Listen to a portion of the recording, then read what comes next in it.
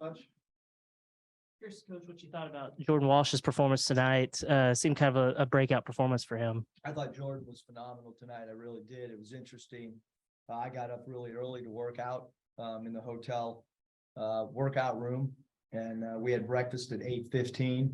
And I'm going to assume Jordan was in there about 7:30 stretching with Dave Rich. It's a good sign when somebody, is up well before the team breakfast and mentally getting himself ready. He was on the treadmill for a few minutes and then got a really good stretch. But I thought, feet set, threes, really good for us. Offensive rebounding with aggressiveness. I thought he was really good defensively, keeping the ball in front and contesting three. So I thought, it was Jordan's best game thus far. And hopefully it's, he continues to grow as a player. I think he felt really comfortable out there today too. How important is it to get a performance like that out of him whenever you lose a guy like Brazil? Yeah, it was important for us to, it's not just going to be one guy, but certainly Jordan, stepped up. I thought Jordan played well, the last two games in Maui as well. He played 30+ minutes against San Diego State, I think, and also 30+ minutes against Creighton. And then today, played really well. I thought Kamani came in and gave us a really, really good lift off the bench from an energy standpoint. And then, Devo's defense was really outstanding, especially in the second half. Eric, they had 11 of their first 13, jumped out by 9. They probably would have been ahead by a lot more against a lot of teams shooting like that. But you guys had the lead by the halftime. I think they kept it the whole second half. What was the key to kind of withstanding that 11 for 13 start they had and getting the lead? Yeah, we didn't talk much, Bob, at all about offensive adjustments. When we looked up, even at like the 13-minute mark, I think they had only missed like 3 or 4 shots. Just talked about how we needed to defend better. And then at halftime, we switched our pick and roll coverage. We really haven't done much switching or what we call touch switch, where you don't switch unless there's contact. I thought for a team that's only kind of played that plan B coverage in practice, I thought they executed it really, really well, because I was concerned that we just have not done that much this year, if at all. And then I thought, we tried to take away their perimeter 3 ball as well, and tried, we gave up some dribble drives, but that was what we were willing to concede instead of giving up, 3-point shots. And what would you think of Ricky and Nick? A pretty good, 1-2 scoring punch for you. But obviously those guys got high volume field goals attempted, but I thought that their shot selection was really good.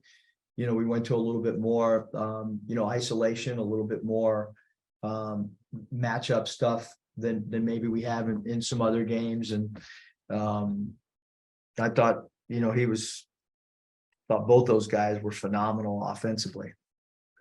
Coach, last game was a little bit slower for the offense, and tonight was totally different. Is that just a product of the different defense that you faced, or what changed for you offensively?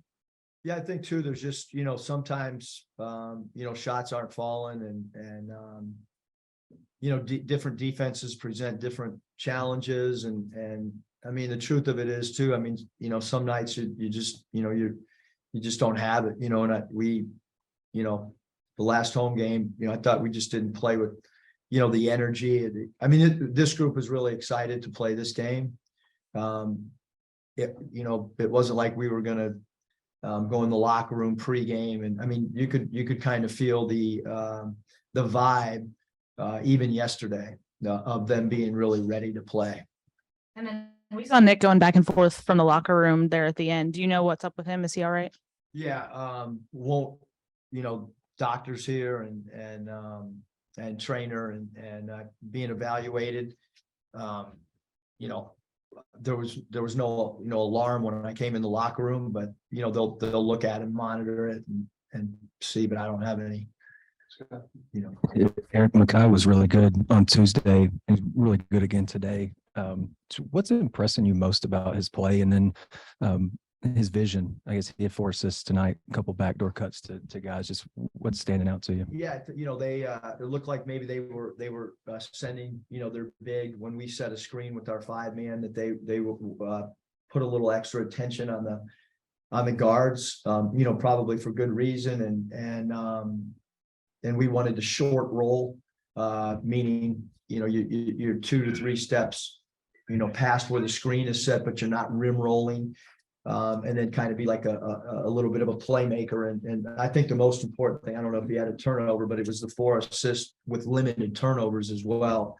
And then I thought, Kai, to start the second half, it looked like, maybe Groves was going to go down low and start crab dribbling and use his pump fakes and his spins. And I thought, Mackay did a great job of holding his ground and then challenging shots in the post.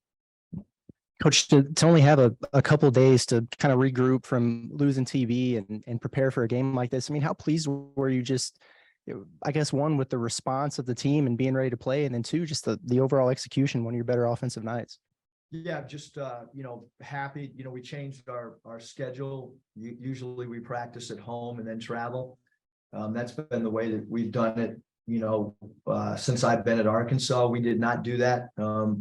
We left it at noon yesterday and decided to practice here without having to practice at home, so that they could, get a little bit more rest, rather than getting in at 10 in the morning and trying to practice and then come here.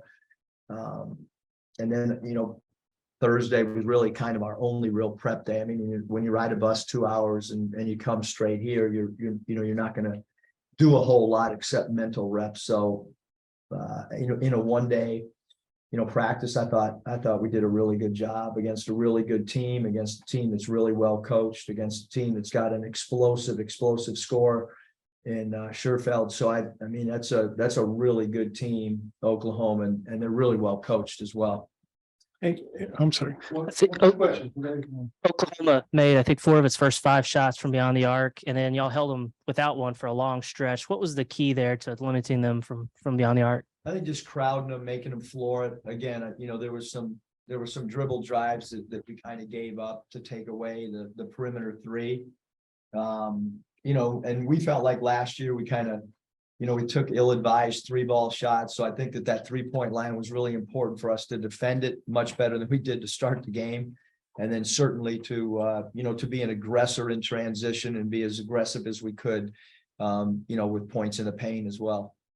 Eric, we talked to Anthony on Thursday. He said he thinks, you guys are, as tough as it is to lose Trevor, you guys are still a top 10 team if you play like you can. I mean, how do you feel about that? I mean, do you feel like it was kind of a statement that, yeah, we lost a great player, but the season's not over?